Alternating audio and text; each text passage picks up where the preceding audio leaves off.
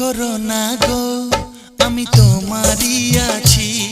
এ জীবন মরণে আমি তোমায় ভালোবাসি।